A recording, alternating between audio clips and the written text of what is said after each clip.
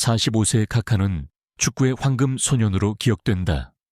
발롱도르 수상자이자 챔피언스리그의 아이콘. 압박 속에서도 미소를 잃지 않던 우아한 플레이메이커였다. 대중의 눈에 그의 커리어는 거의 완벽해 보였다.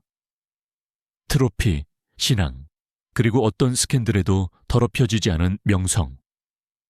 하지만 그 차분한 이미지 뒤에는 문이 조용히 닫히던 순간들, 설명 없이 신뢰가 사라지던 순간들, 그리고 카메라 밖에서 견뎌야 했던 고통이 있었다. 부상은 이야기의 일부에 불과했다. 어떤 상처는 사람에게서 왔다. 그리고 이제 오랜 침묵 끝에 그는 자신을 가장 깊이 상처 입힌 5개의 이름을 공개할 준비가 되었다. 그 순간은 선수로 뛰던 시절에도 은퇴 발표의 열기 속에서도 오지 않았다. 그것은 몇 년이 흐른 뒤 오래된 영상들이 다시 떠오르고 익숙한 질문들이 돌아왔을 때 조용히 찾아왔다. 그의 유산을 기리기 위한 성찰적인 인터뷰에서 대화는 희생, 실망, 그리고 늘 침묵을 선택해온 대가로 흘러갔다. 그는 잠시 멈춰 정중하게 미소 지은 뒤 몇몇 기억들이 여전히 무게를 지니고 있음을 인정했다. 오랫동안 그는 침묵을 지키는 것이 가장 품위 있는 대응이라고 믿어왔다고 말했다.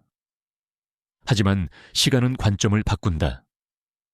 누군가가 그를 깊이 상처 입힌 적이 있느냐는 질문에 그의 대답은 단순했다. 사람들이 생각하는 것보다 더 많다. 그리고 그렇게 그는 분노가 아니라 진실로 말하기로 동의했고 가장 깊은 상처를 남긴 5 인물을 언급하기로 했다. 5번 디오고 코추초 커리어의 결정적인 단계에서 부상들이 그의 미래에 대한 의문을 속삭이기 시작했을 때 카카는 자신의 인생에서 가장 중요한 협상을 이끌어온 에이전트 디오고 코추초에게 신뢰를 맡겼다. 코추초는 자신감 있고 차분한 권위로 말하며 모든 것이 통제되고 있다고 거듭 안심시켰다. 메시지는 언제나 같았다. 조용히 있어라. 과정을 믿어라. 이미지를 지켜라. 카메라에서 떨어진 긴 회의들 동안 카카는 자신의 몸 상태와 너무 이른 복귀를 요구하는 압박에 대해 우려를 제기했다. 반응은 공격적이지 않았지만 단호했다. 지금은 인내할 때입니다. 코추초가 그렇게 말했다고 전해진다. 침묵이 당신을 보호할 겁니다. 그 말은 합리적으로 들렸다. 전문적으로 들렸다. 그리고 카카는 그 조언을 따랐다. 하지만 시간이 흐르면서 결과는 점점 분명해졌다. 그의 몸은 버거워했다. 그의 역할은 줄어들었다. 결정들은 그와 함께가 아니라 그를 둘러싸고 내려졌다. 가장 아팠던 것은 단 하나의 잘못된 선택이 아니라 자신의 취약함이 이해되기보다는 관리되고 있었다는 느낌이었다.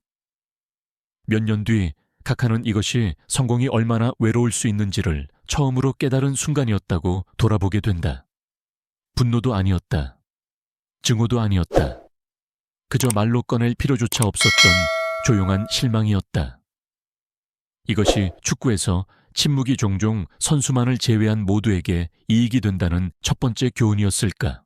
4번 크리스티아누 호날두 카카가 마드리드에 도착했을 때 그는 기대뿐만 아니라 희망도 함께 안고 있었다. 새로운 시대의 창의적인 중심이 되겠다는 희망이었다. 그러나 그의 여름, 또 다른 인물이 라커룸의 균형을 영원히 바꿔놓았다. 크리스티아누 호날두였다. 외부에서 그들은 완벽한 듀오로 소개되었다. 2명의 슈퍼스타, 2명의 발롱도르 수상자, 멈출 수 없는 하나의 프로젝트. 그러나 내부의 현실은 훨씬 더 차가웠다. 훈련은 조용한 경쟁이 되었다. 호날두는 공을 요구했고 스포트라이트를 요구했으며 무엇보다도 효율성을 요구했다. 아직 회복 중이었고 리듬을 찾고 있던 카카는 점점 자신이 보이지 않는 존재가 되어가고 있음을 느꼈다. 그가 라인 사이를 오가며 패스를 요구했지만 끝내 오지 않았던 경기들이 있었다. 특히 긴장감이 극에 달했던 한 경기 후 카메라는 좌절한 표정으로 제스처를 취하며 결코 우호적이지 않은 말을 중얼거리던 호날두를 포착했다. 공개적인 충돌은 없었다. 고함도 없었다. 공개적인 대립도 없었다. 그저 점점 벌어지는 거리만이 있었다. 이후 카카는 자신을 가장 아프게 한 것이 경쟁이 아니었다고 회상했다. 그는 야망을 이해했다. 그러나 공감의 부재가 문제였다. 자신감이 흔들리던 순간들에 지지는 끝내 도착하지 않았다. 대신 메시지는 분명했다.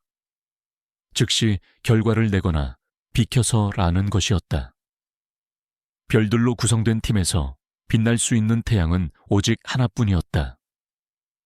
이 조용한 경쟁이 카카로 하여금 더 이상 마드리드의 중심에 속하지 않는다는 사실을 깨닫게 한 순간이었을까. 3번 카를로스 디에스 마르티네스 카카에게 가장 결정적인 전환점은 경기 중이 아니라 의료실 안에서 찾아왔다. 레알 마드리드에서 그의 몸에 대해 최종적인 권한을 가진 인물은 구단의 오랜 수석 주치의인 카를로스 디에스 마르티네스였다. 카카가 처음으로 지속적인 무릎 통증을 보고했을 때 그는 거의 사과하듯 조용히 말하며 뭔가 잘못되었다고 주장했다. 반응은 차분하고 전문적이었다. 검사가 진행되었고 안심의 말이 뒤따랐다. 중단을 정당화할 만한 것은 없다는 설명이었다. 디에스 마르티네스의 감독 아래 치료는 그를 계속 출전 가능 상태로 유지하는 데 초점이 맞춰졌다. 휴식 대신 주사가 사용되었고 장기적인 회복 대신 단기적인 복귀가 선택되었다. 카카가 망설일 때마다 메시지는 일관되었다. 그는 경기에 나설 만큼 충분히 건강하다는 것이었다. 통증은 관리할 수 있습니다. 라는 말을 들었다고 전해진다. 눈앞의 전문성을 신뢰하며 카카는 그에 따랐다. 하지만 그라운드는 다른 이야기를 들려주었다. 그의 움직임은 날카로움을 잃었고 가속력은 사라졌다. 한때 자연스럽던 것들이 이제는 노력이 필요해졌다. 몇 달 뒤 더 정밀한 검사에서 더 이상 무시할 수 없는 손상이 드러났다. 그때쯤에는 구단의 인내심도 바닥나 있었다. 카카는 공개적으로 의사를 비난한 적이 없다. 목소리를 높인 적도 없다. 하지만 사적으로 그는 이 침묵이 자신의 전성기 몇 년을 앗아갔다고 인정했다. 의학적 확신이 경청을 대신할 때 진정으로 대가를 치르는 사람은 누구일까? 2번 조제 무리뉴. 조제 무리뉴가 레알 마드리드에 도착했을 때 메시지는 분명했다. 강도, 권위, 그리고 즉각적인 결과가 모든 것을 규정할 것이라는 점이었다. 카케에게 이것은 조용하지만 결정적인 전환점이 되었다. 브라질 출신인 그는 이미 부상으로 리듬을 잃은 상태였지만 신뢰와 인내가 여전히 자신의 자리를 되찾아 줄 수 있다고 믿었다. 그러나 그가 마주한 것은 감정보다 확실성을 중시하는 감독이었다. 사적인 대화에서 무리뉴는 직설적이었다. 그는 카카의 날카로움, 신체적 신뢰성, 그리고 무엇보다도 시스템에 대한 적합성에 의문을 제기했다. 나는 매주 믿고 기용할 수 있는 선수들이 필요하다. 라는 그의 말은 공개적인 어떤 비판보다도 더 크게 울렸다. 카카의 훈련 시간은 점점 짧아졌고 교체 투입은 더 예측 가능해졌으며 선발 출전은 갈수록 드물어졌다. 논쟁은 없었다. 극적인 결별도 없었다. 그저 점진적인 소멸이 있었을 뿐이다. 다른 이들에게는 컨디션을 회복할 시간이 주어졌지만 카카는 자신이 해결책이 아니라 위험 요소로 분류되었다고 느꼈다. 벤치를 바라볼 때마다 메시지는 같았다. 신뢰는 이미 다른 곳으로 옮겨갔다는 것이었다. 아팠던 것은 벤치에 앉게 된 사실이 아니었다. 카카는 경쟁을 이해했다. 진짜로 아팠던 것은 그라운드에서 답할 진정한 기회도 없이 낙인 찍혔다는 느낌이었다. 몇 년 뒤 그는 이 시기를 노력이 더 이상 중요하지 않았던 침묵의 좌절의 시간으로 묘사했다. 감독이 믿음을 거두는 순간 선수는 과연 다시 싸워 돌아올 수 있을까? 1번 마르카. 어떤 부상이나 전술적 결정보다도 더 고통스러웠던 순간은 카카가 대중의 인식이 자신에게 등을 돌렸다는 사실을 깨달았을 때였다. 그리고 그 변화의 중심에는 매일같이 마드리드의 축구 서사를 만들어가던 신문 마르카가 있었다. 헤드라인의 어조는 점점 달라지기 시작했다. 유리몸, 끝났다, 실패한 영입 같은 단어들이 점점 더 자주 등장했다. 경기력은 더 이상 맥락 속에서 설명되지 않았다. 부상은 변명으로 취급되었다. 카카는 그 기사들을 침묵 속에서 읽었다. 그는 한 번도 대응하지 않았다. 정정 요청을 한 적도 없었다. 그러나 라커룸 안에서는 그 영향이 즉각적으로 나타났다. 동료들은 그 서사를 그대로 흡수했다. 팬들은 관중석에서 그것을 되풀이했다. 매번의 야유는 이전보다 더 무겁게 느껴졌다. 회복 중 조심스러운 경기력을 보인 한 홈경기에서 그의 이름이 호명되자 야유가 쏟아졌다. 카메라는 킥오프 전 고개를 숙인 그의 모습을 포착했다. 가장 아팠던 것은 비판 그 자체가 아니었다. 카카는 그것을 축구의 일부로 받아들였다.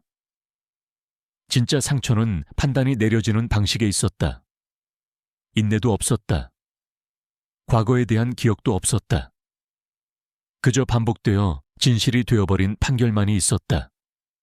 내가 아직 될 수 있었던 사람이 무엇인지 보여주기도 전에 그들은 내가 누구인지 결정해버렸다. 그는 훗날 사적으로 그렇게 인정했다. 결국 침묵은 그의 유일한 방어 수단이었다.